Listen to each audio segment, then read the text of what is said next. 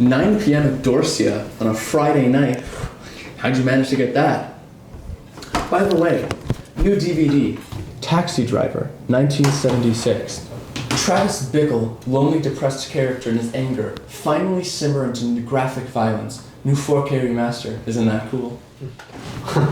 When did you get that fancy? I just picked it up from the DVD store recently. That's nothing. Check this out. Blade Runner 2049. Ryan Gosling and Harrison Ford play two iconic Literally Me characters. Both play depressive, angry humans in a cyberpunk-esque setting. I think it embodies my special and intriguing personality the best. What do you think? It's nice. Huh. It's cute. But you haven't seen anything yet. Check this out. American Psycho, 2001. All this bloodlust and anger and hatred were imaginative. It was never real. It's a criticism to how capitalism has driven the elites of our society to almost sheer insanity. To a place where his life is so soulless and superficial that there's no real emotion. And he has to resort to prostitution to satisfy his urges. He's insane. He's literally insane. Let's see Paul Allen's disc. Drive, 2011. Of all the films Ryan Gosling chooses to star in, I don't choose this one? Blissful, innocent romance against horrid, graphic violence creates a character so amazingly unique. The scorpion on his jacket as an analogy for the desire to change, but a brutal realization that you are shackled to the lifestyle that contrasts the one you want so badly. If only I thought of such a film. The audience latches on and becomes the character. It's contemporary, it's modern, it's subversive. I can't believe I didn't think of this one. It's perfect.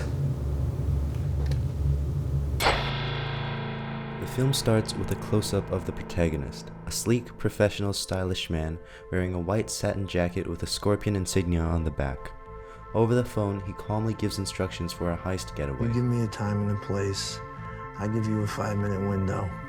Anything happens in that 5 minutes and I'm yours. Anything happens a minute either side of that, and you're on your own. The getaway commences meticulously. The driver hides from the police, waiting patiently for time cues and using his knowledge of the city's layout to navigate through alleys and side streets, showing his stoic demeanor and ability to stay calm under pressure. The great adrenaline rush we get from watching him isn't caused by the cheap thrill of fast-revving cars, but by the admiration of watching the driver outsmart cops and helicopters. It's the driver's intellectualism behind the wheel that dazzles us. The driver doesn't just drive skillfully, but also in a sophisticated style. As expected, his escape plan goes off without a hitch. He seamlessly evades capture, baffling the police and leaving us in awe of his cunning.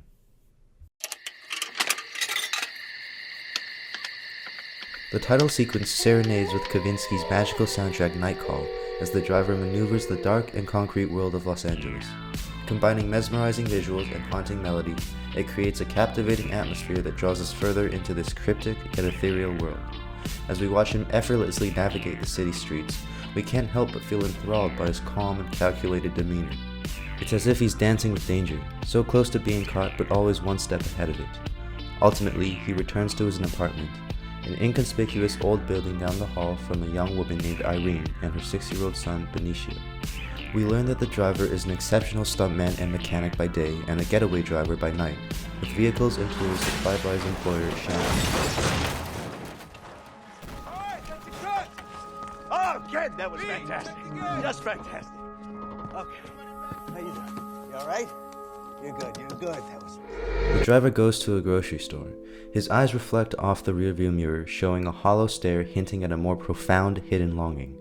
As he shops, coincidentally, Irene and Benicio are there. We see for the first time what Irene is like. She truly cares and loves Benicio, and through that love, we see an innocent, pure relationship between the two characters. Initially, he avoids them, as with the previous encounters, but Irene's car breaks down and he offers to fix it. Irene invites the driver to her house as a sign of gratitude, starting their unique relationship. In the kitchen. Thank you. The driver and Irene spend time to know each other, but what's unique about this interaction is that little to no words are spoken. Instead, they simply spend time gazing into each other's eyes in silence, almost uncomfortably, as an understanding of the unspoken connection they've created. Until now, the driver's life has seemed lonely, introverted, and isolated. We are shown that he has no real human connection or emotional intimacy in his life. This is emphasized through pervasive, cold blue colors that create a sense of detachment and isolation. The same blue color palette and mood appear in this scene, where the driver is reflected in a mirror with a blue and green frame and a photo of Benicio and his incarcerated father. He stares at it intensely, and it becomes evident that he is curious about this lifestyle he has never experienced. He desires this new revelation and emotional intimacy, making him question his choices and priorities.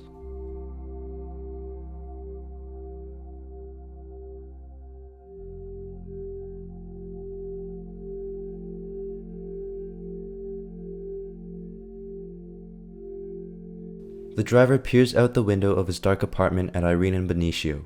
A slight orange glow illuminates his superhero-esque jacket, and his stance implies that he sees himself as a guardian angel watching over them.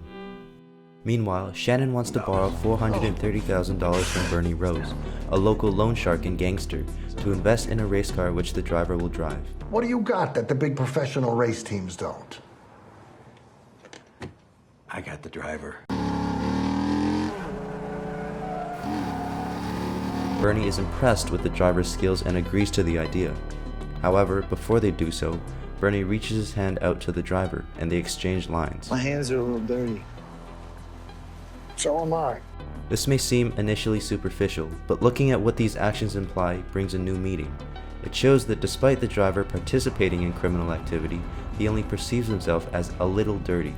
In other words, he doesn't believe those actions represent him and sees himself as a good person. On the other hand, Bernie, being a loan shark and gangster, unhesitantly owns himself as a criminal, and thus does not care if the driver's hands are a little dirty. We cut to a scene at the mechanic shop where Irene and Benicio come again to fix their broken car. Sensing the romantic tension between the two, Shannon offers for the driver to drive Irene and Benicio home. Accepting, he takes them on a ride down an empty, closed-down highway. Bright orange sunlight strikes their faces as a real hero plays in the background. Instead of the usual cold blue color scheme, the film becomes brighter, saturated, and orange.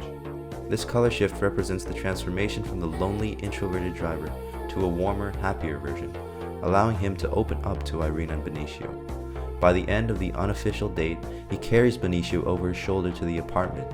Irene watches this kind, fatherly act, and she's almost love-struck. Having experienced this new change, the driver feels a rare love and fulfillment, and it becomes evident that he will do anything to protect and be around it. Subsequent scenes follow where the driver is with Irene and Benicio while somber, ambient organs play in the background, creating a trance, ethereal-like atmosphere. This choice of music, paired with the tender orange lighting, emphasizes the driver's emotional fulfillment and happiness when he is with Irene.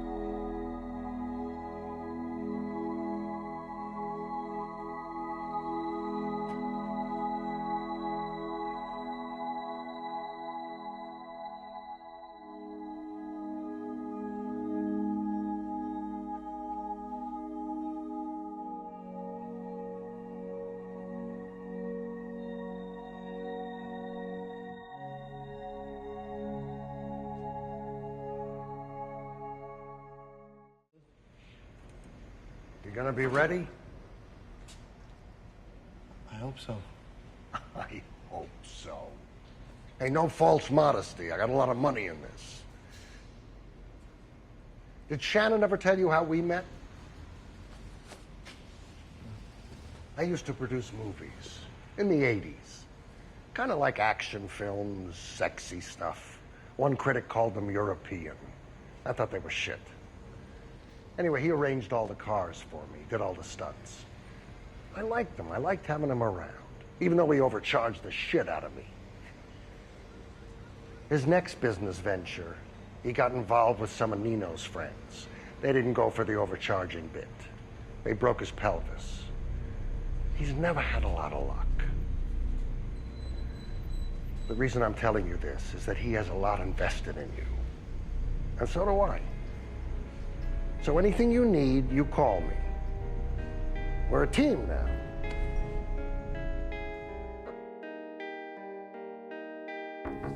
The driver and Benicio rest on a couch while watching television. Out of curiosity, the driver asks Benicio, Is he a bad guy?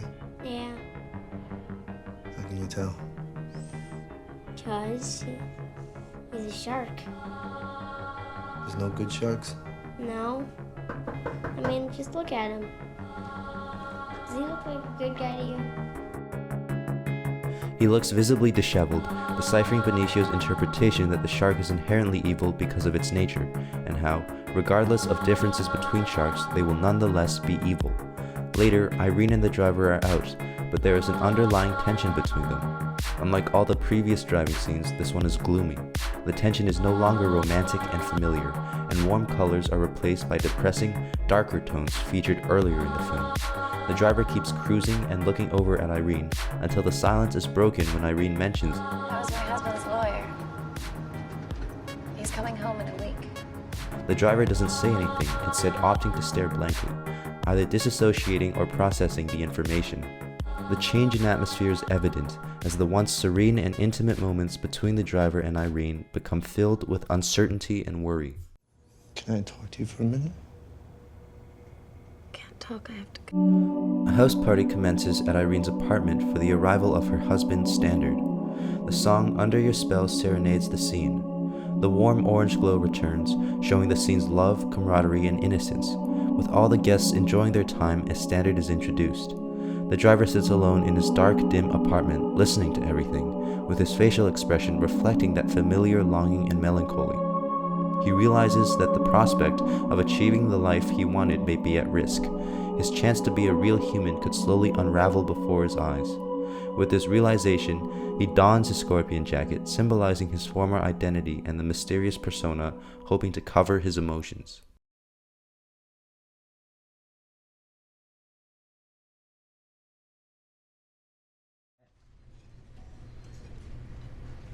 We met last year.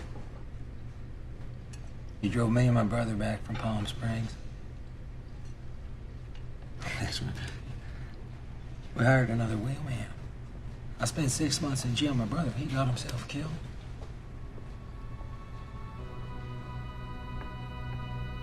I got this sweet job coming up. How about this? Shut your mouth. Or I'll kick your teeth down your throat and I'll shut it for you. Up until this point, the driver is calm and methodical. Everything he does seems to align with an organized plan, but this is the first time we see him act irrationally. We discover how much Irene means to him. For someone so organized and systematic to break out of their loop for another person, it must mean they have brought significant value and meaning to their lives, which is what Irene has done for the driver.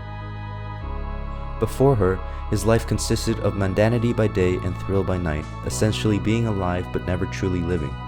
Irene was able to be a sunshine in his dark life, bringing happiness, purpose, and fulfillment. Irene contrasted the driver. Her pure trust, kindness, and innocence were everything the driver was not.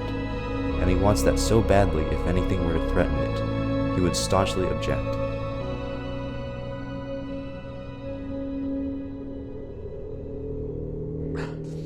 Come on, it's okay. Come here.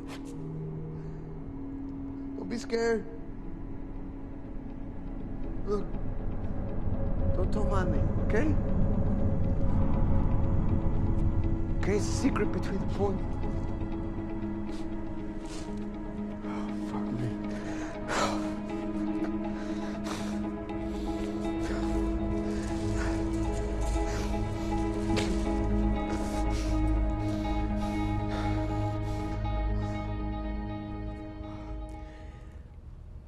There's some guys that want me to do a job for them, and I'm not gonna do it.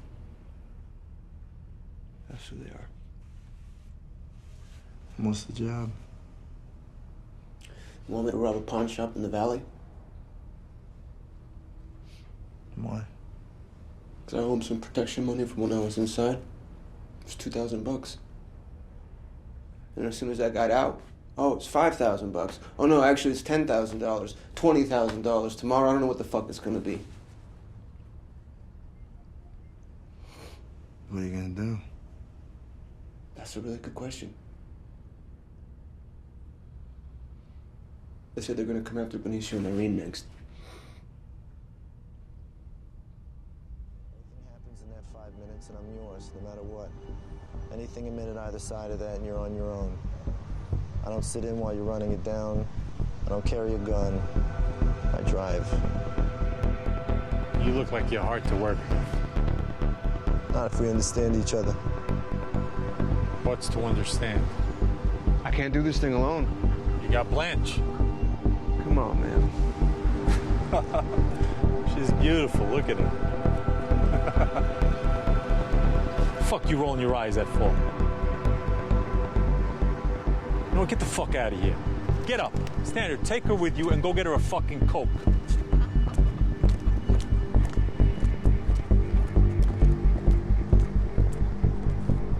Okay, here's the deal. This much for Blanche. This much for that asshole, minus what he owes me. And this much for you. You still interested? Good. Anything else? When you get your money, his debt's paid. He's out for good. You never go near his family again. You understand? Before leaving, he attends Irene's dinner. This dinner highlights his fantasy's best parts, the loving family feeling and the overlaying orange sun drowning out the depressive cold tones. Uneasy facial expressions foreshadow an imminent disaster. To our future.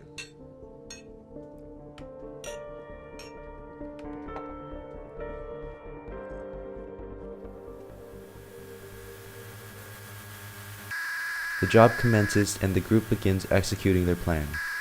The job goes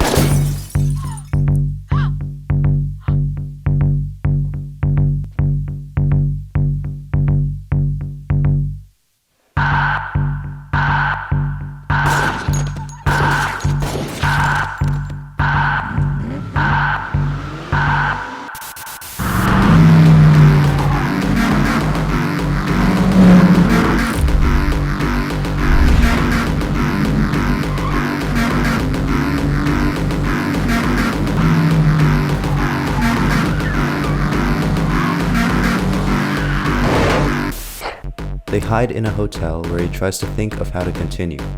Trying to stay calm and collected, he realizes the money stolen was over $1 million, and through the TV playing in the background, pawn shop owners never reported anything missing. Being immediately suspicious, he holds Blanche down and interrogates her. Now you just got a little boy's father killed. You almost got us killed. And now you're lying to me. So how about this? From now on, every word out of your mouth is the truth. Or I'm gonna hurt you. The camera is placed from Blanche's perspective.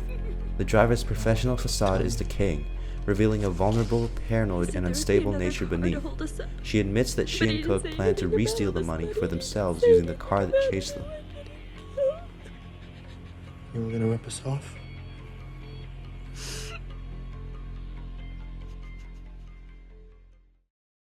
Very quickly, two hitmen break in and one shoots Blanche, killing her. As her lifeless body slumps to the ground, panic and chaos ensue. Musicless and almost supernaturally, the driver brutally kills both of the hitmen.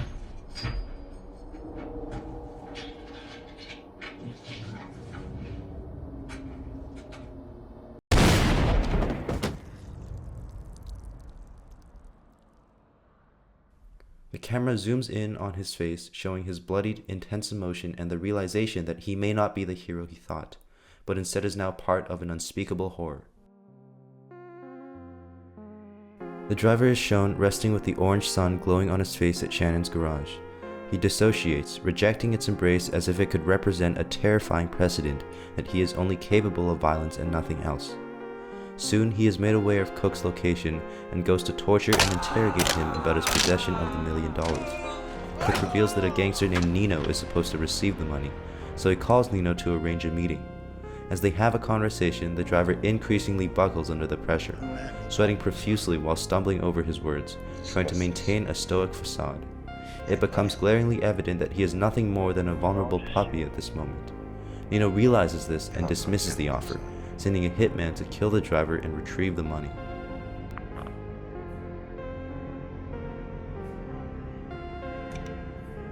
The driver goes and meets with Irene. For the first time, we can clearly see the guilt and tension that heavily weighs on the driver. His eyes are hollow with shame, and his hair is disheveled as he struggles to maintain his composure in front of her. His ideas of a perfect lifestyle filled with innocence and joy with Irene fade as the reality of his situation stalks and breathes over him. A haunted and tormented expression has replaced his once poised and organized demeanor. His unyielding involvement in this dangerous lifestyle will forever prevent him from finding peace or solace in life. The driver and Irene get on an elevator, but coincidentally, the hitman is there.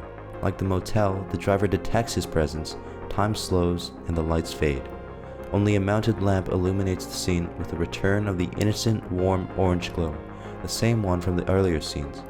Bringing hope and familiarity, he suddenly leans in to kiss Irene.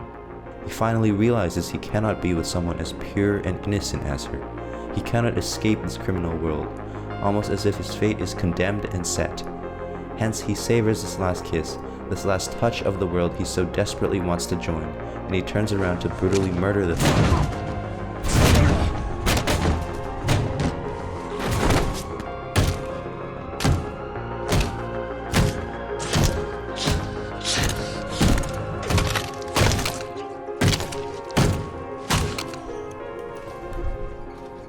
He turns to look at Irene for the last time as the elevator door closes. The camera zooms in on the scorpion, fluctuating up and down as he breathes, practically becoming alive. Surprised that Nino's hitman knew his address, the driver lifelessly drives to confront Shannon, who reveals that he mentioned Irene to the thugs in hopes that they would realize the driver had no malicious intent when taking the money. The driver freaks out, loses his calm demeanor, and insults Shannon before advising him to flee for safety. At the pizzeria, Nino reveals to Bernie that a mafia thug had stashed the money at the pawn shop where the robbery occurred. Nino fears potential retaliation from the mob, so he agrees to kill those with knowledge of the robbery. He's gotta go. Your pal Shannon, you're the only two guys who can tie me to this robbery.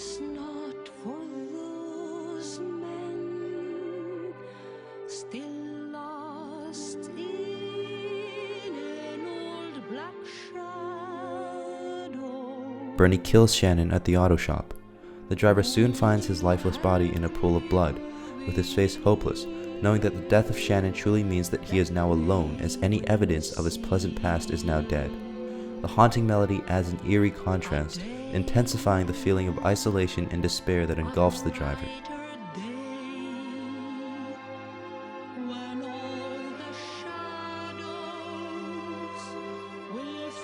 As the song plays, bittersweet memories remind us of beautiful moments with Irene and Benicio, while simultaneously showing his depressing reality of never being able to be with them again.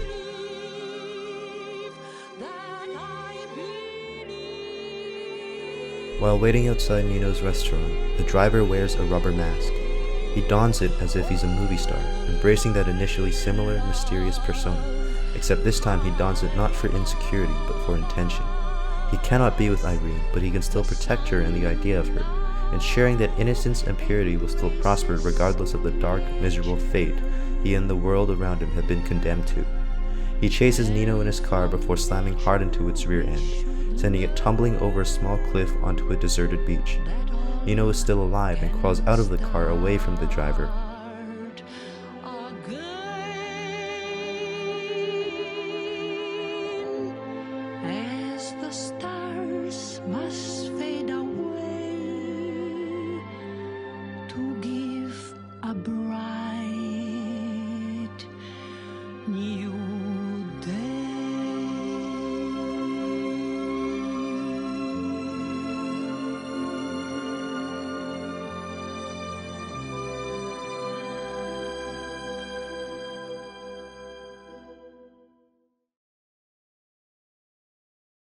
I think this has gone on long enough. The driver talks with Bernie and references the fable of the scorpion and the frog. A scorpion asks the frog to carry him across the river, to which the frog hesitates, fearing that the scorpion will sting him. However, the scorpion convinces the frog that they would both drown if it were to sting him. The frog agrees, but halfway across the river, the scorpion stings them anyway, dooming them both. When the frog asks why, the scorpion says it's in its nature to sting. Tomorrow. Where's the money now? It's in the car. Bernie promises that Irene will be safe in exchange for the money. The driver agrees and hands over the cash.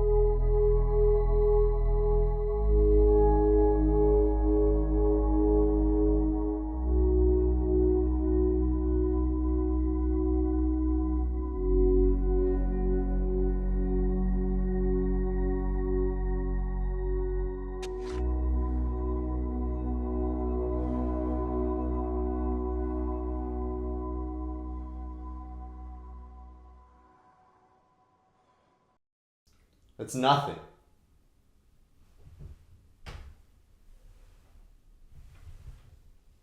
Hey.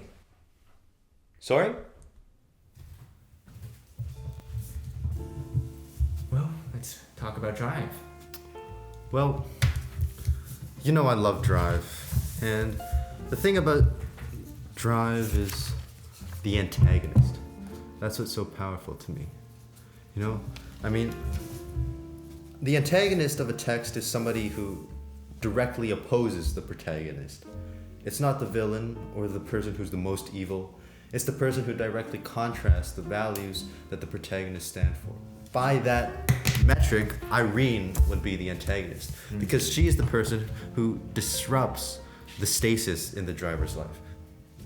So it doesn't have to directly conflict in such a obvious way, but it's more about how their values misalign with each other almost. Exactly, yeah, that's a lot of what it is.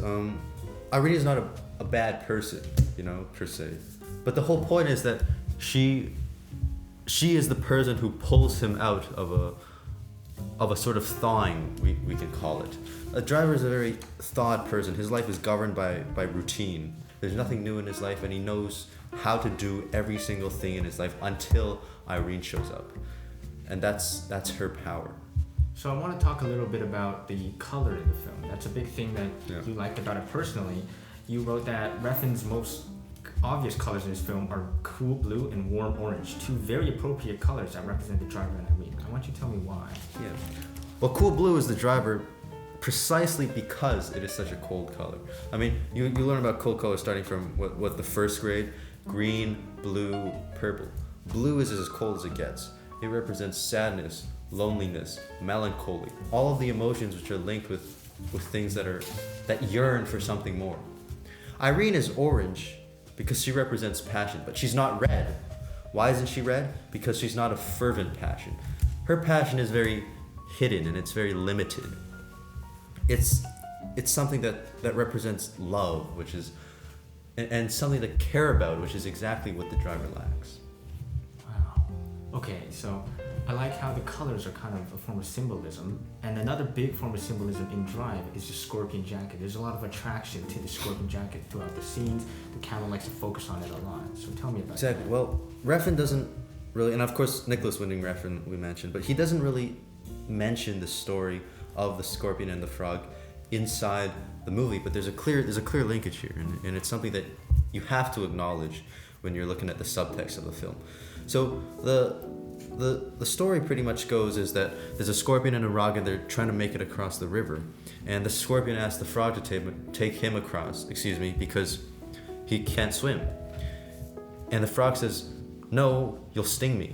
But the scorpion says, "If you do, we'll both die as we cross."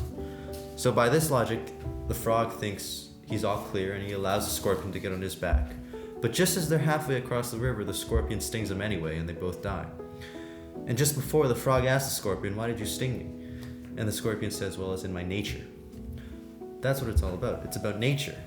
It's in the driver's nature to kill and to detach from society, in a way. I don't want to use society because it's a bit pretentious, but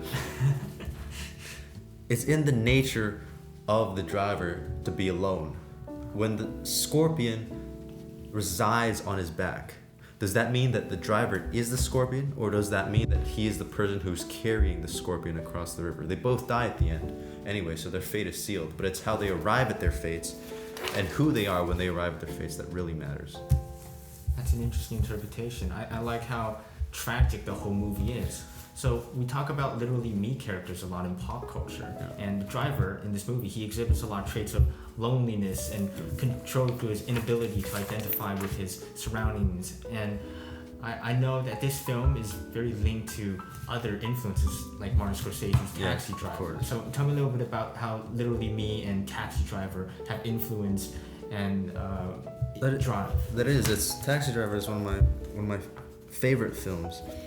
When we talk about literally me characters, of course Travis Bickle is the one we're talking about here in Taxi Driver.